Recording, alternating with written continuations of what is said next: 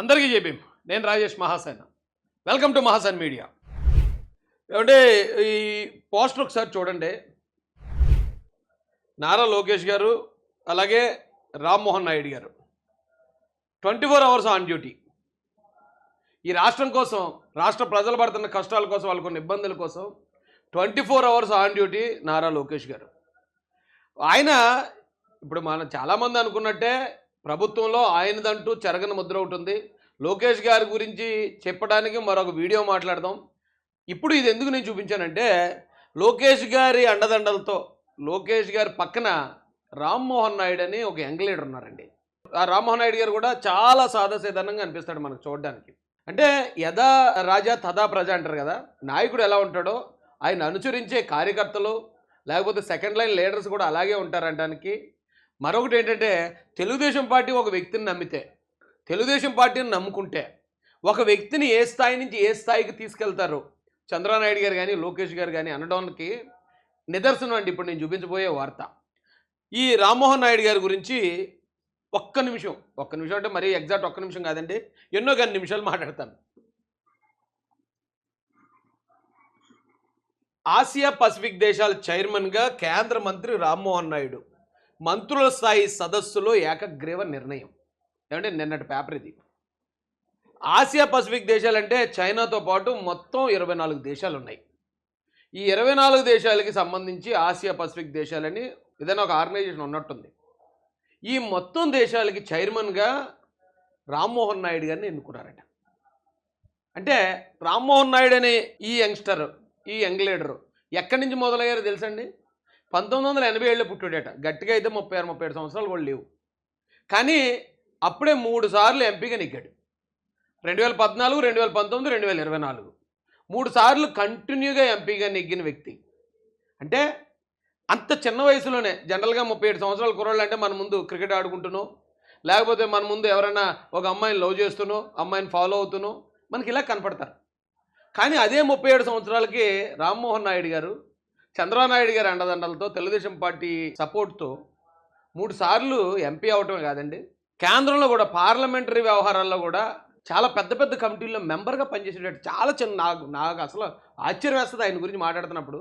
నేను కలుసుకున్నాను చంద్రబాబు నాయుడు గారు అరెస్ట్ అయినప్పుడు, మేము రాజమండ్రి వెళ్తే రాజమండ్రిలో మేమందరం కలిసి మాట్లాడుకున్నాం. ఆయన మాట్లాడుతున్నప్పుడు చాలా సాదాసీదాగా అనిపిస్తుంది, మన పక్కింటి అబ్బాయిలాగా అనిపిస్తాడు.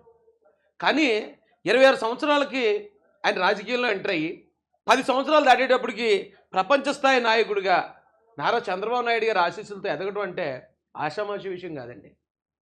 వాళ్ళ నాన్నగారు కూడా ఎర్రనాయుడు గారు, ఆయన కూడా ఎంపీగా చేశారు, ఆయన కూడా పెద్ద పెద్ద స్థాయి పదవులు చేశారు. కింజరాపు అచ్చెన్నాయుడు గారు ఈయన చిన్నాన్న, అంటే తెలుగుదేశం పార్టీ మాజీ రాష్ట్ర అధ్యక్షులు. ఈ రోజున ఈయన ఏకంగా ఆసియా పసిఫిక్ సభ్య దేశాలకి చైర్మన్గా ఎన్నిక అవ్వడం, దాంతోపాటు పౌర విమానయానంలో సహకారంపై భారత్ చైనా చర్చలు, కేంద్ర మంత్రి కె రామ్మోహన్ నాయుడు వెల్లడి. పౌర విమానయాన రంగంలో సహకారాన్ని బలోపేతం చేసుకోవడంపై భారత్ చైనా దేశాలు చర్చించినట్లు కేంద్ర మంత్రి కె రామ్మోహన్ నాయుడు గురువారం వెల్లడించారు. 2 దేశాల మధ్య నేరుగా నడిచే విమానాలను పునరుద్ధరించే అంశం కూడా ప్రస్తావనకు వచ్చిందని, దీనిపై నిర్ణయం తీసుకోవాల్సి ఉందని తెలిపారు. కరోనా సమయంలో ఈ సర్వీసులు నిలిచిపోయాయి. ఢిల్లీలో జరిగిన ఆసియా పసిఫిక్ మంత్రుల స్థాయి సదస్సు సందర్భంగా 2 దేశాల ప్రతినిధులు భేటీ అయ్యారు. పౌర విమానయాన శాఖ మంత్రి రామ్మోహన్ నాయుడు బుధవారం ఆసియా పసిఫిక్ సభ్య దేశాల చైర్మన్గా ఎన్నికైన విషయం కూడా మీకు తెలిసిందే. చైనా పార్టిసిపేట్ చేసే ఆ కాన్ఫరెన్స్లో ఆ చైనా ప్రతినిధులకు కూడా ఈయన అధ్యక్షుడు. ఒకసారి ఆలోచించండి. అంటే ప్రపంచ స్థాయి నాయకుడిగా తెలుగుదేశం పార్టీ యువకుల్ని నాయకులుగా, రాష్ట్ర స్థాయి నాయకులుగా, దేశస్థాయి నాయకులుగానే కాదు ప్రపంచ స్థాయి నాయకులుగా కూడా తయారు చేస్తుంది అంటానికి, నాయకులను తయారు చేసే కర్మాగారం తెలుగుదేశం పార్టీ అంటానికి రామ్మోహన్ నాయుడు గారు నిదర్శనం అండి. ఆ తెలుగు రాష్ట్రాల నుంచి అతి చిన్న వయస్కుడిగా కేంద్ర మంత్రిగా ఎంపికైంది కూడా రామ్మోహన్ నాయుడు గారే.